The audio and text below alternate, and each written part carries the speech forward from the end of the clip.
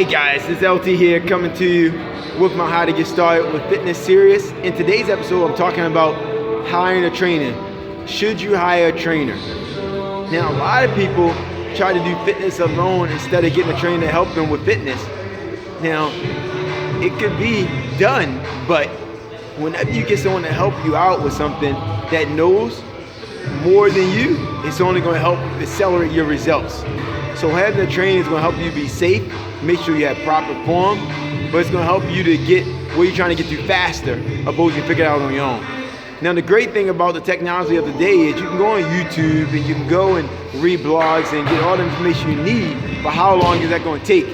The investment of a trainer would probably take a lot less time than you trying to figure it out on your own. So if you don't know what to do with fitness and you're new to fitness, I highly suggest you make an investment to yourself and get a trainer, even if it's only for 1 month. It's going to help you to be more effective at what you're doing, opposed to wasting time and trying to figure this out on your own. Just like anything in life, and when you have a professional, it's going to help you to bypass the mistakes that you would have done in the first place. So this is LT with LT Fit with my How to Get Started with Fitness series. If you have a question that you would like to make a video on, please comment below. Have a great day.